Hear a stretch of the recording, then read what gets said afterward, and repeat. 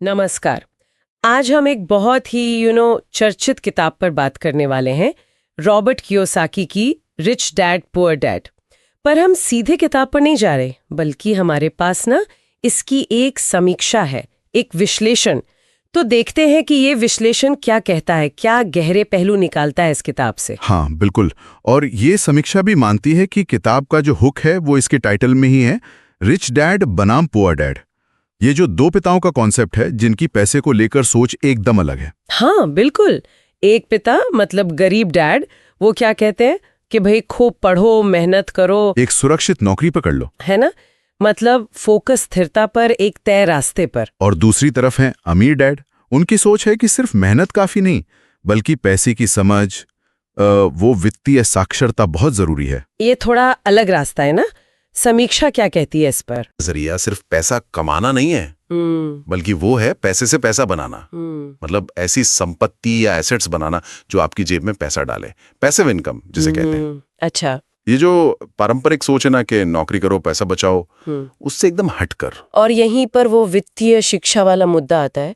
Kiyosaki तो काफी आलोचना करते हैं कि स्कूल हमें पैसे के बारे में कुछ सिखाते ही नहीं। हाँ, और समीक्षा इस बात को अहम मानती है।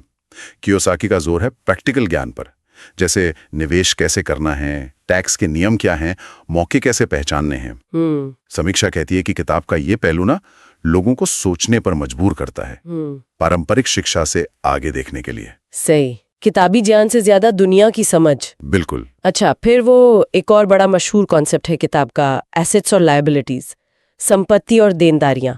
इसको बड़े सरल तरीके से समझाया है उन्होंने, शायद जरूरत से ज्यादा सरल। हाँ, ये एक पॉइंट है जिस पर समीक्षा ध्यान दिलाती है। आइडिया तो सीधा है, एसेट जेब में पैसा डालता है, लायबिलिटी निकालती है। कियोसाकी कहते हैं कि भाई आपका घर, आपकी कार, अगर वो आपकी जेब से पैसा निकाल रहे हैं, जैसे लोन की किस्त, मेंटेनेंस वगैरह, तो वो लायबिलिटी है, एसेट नहीं। हाँ, ये सोच तो काफी लोगों को चौंकाती है। बिल्कुल। समीक्षा मानती है कि ये आइडिया आंखें खोलने वाला तो है, पर असल दुनिया शायद इतनी ब्लैक एंड व्हाइट नहीं होती हमेशा। ये बात मुझे याद दिलाती है वो चूहा दौड़ वाली बात की, रैट रेस। हाँ, वही कि कमाओ, खर्च करो, फिर और कमाने के लिए भागो। वो एक अंधहीन चक्कर। सही कहा, एक दुष्चक्र। तो कियोसाकी के हिसाब से इससे निकलने का रास्ता क्या है? समीक्षा क्या बताती है? समीक्षा के मुताबिक कियोसाकी का हल है पैसिव इनकम, मतलब आय के ऐसे स्रोत बनाना जहां आपको खुद एक्टिवली काम ना करना पड़े, जैसे रियल एस्टेट से किराया, स्टॉक मार्केट से डिविडेंड, या अपना कोई बिजनेस। ताकि आप सिर्फ अपनी सैलरी पर निर्भर ना रहें। बिल्कुल, लक्ष्य यही है। और इसमें फिर वो जोखिम, मतलब रिस्क लेने की बात भी आती है। गरीब डैड सुरक्षा चाहते थे, अमीर डैड कहते थे कैलकुलेटेड रिस्क लो। सही।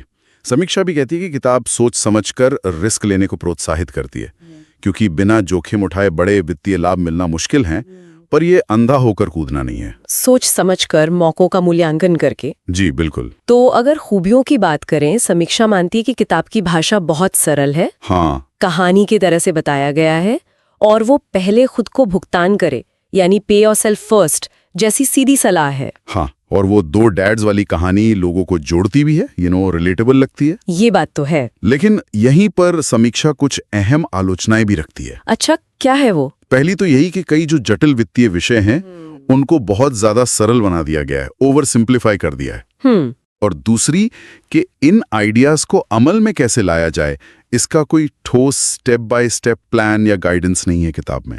अच्छा, तो मतलब प्रेरणा तो मिलती है, पर प्रैक्टिकल रोड मैप जैसा कुछ नहीं है। हाँ, कुछ वैसा ही। और क्या सटीकता पर भी कोई सवाल उठाया है समीक्षा ने? मतलब जो सलाह दी गई है वो कितनी एक्यूरेट है? हाँ, ये भी एक पॉइंट है। समीक्षा बताती है कि कुछ सलाहों पर, जैसे रियल एस्टेट पर बहुत ज्यादा जोर देना या फिर पारंपरिक करियर को थोड़ा कम आंकना, इन पर सवाल उठते हैं। ये हर किसी के लिए या हर सिचुएशन में फिट बैठे जरूरी नहीं। ठीक है, तो फिर आखिर में समीक्षा के हिसाब से ये किताब किन लोगों के लिए सबसे फायदेमंद है? समीक्षा का निचोड़ ये है कि ये किताब उनके लिए एक बहुत अच्छा शुरुआती बिंदु है जो पर्सनल फाइनेंस को समझना शुरू कर रहे हैं, और खासकर वो लोग जो पैसे को लेकर अपनी जो बनी बनाई सोच है उसको बदलना चाहते हैं। अच्छा। या फिर जो लोग महसूस करते हैं कि वो अपनी नौकरी या आर्थिक हालात में कहीं फंस गए हैं और उन्हें एक नई सोच, एक प्रेरणा चाहिए। या जो उद्यमिता, पैसिव इनकम, इन सब में रुचि रखते हैं, हाँ? उनके लिए भी ये सोचने के नए दरवाजे खोल सकती है। बिल्कुल सही। तो कुल मिलाकर समीक्षा कहती है कि रिच डैड पुअर डैड एक प्रभावशाली किताब तो है, इसमें कोई शक नहीं। बिल्कुल। सोच बदलने की ताकत है इसमें, पर ये कोई फाइनेंशियल फ्रीडम का पूरा नक्शा नहीं है। बिल्कुल सही। ये एक चिंगारी की तरह है, शायद पूरी आग नहीं। हाँ, जो आपको सोचने पे मजबूर करे। जी, शायद इसका सबसे अच्छा इस्तेमाल यही है कि इसे मानसिकता बदलने के एक टूल की तरह देखा जाए, और फिर जो ठोस रणनीतियां हैं उनके लिए और गहराई से पढ़ा जाए। शायद दूसरी किताबों या स्रोतों से भी मदद ली जाए। बिल्कुल सही। और यहीं पर हम आज की चर्चा को रोकते हैं, लेकिन एक सवाल के साथ। समीक्षा हमें ये सोचने पर मजबूर करती है कि कियोसाकी का जो ये आह्वान है कि अपनी मानसिकता बदलो, वो बिना किसी ठोस एक्शन प्लान के कितना असरदार है। क्या सिर्फ सोच बदलना ही पहला और सबसे ज़रूरी कदम है, भले ही रास्ता फिर खुद ही खोजना पड़े, या फिर डिटेल्ड प्रैक्टिकल ज्ञान के बिना सोच बदलना भी अधूरा रह जाता है? इस पर सोचा जा सकता है।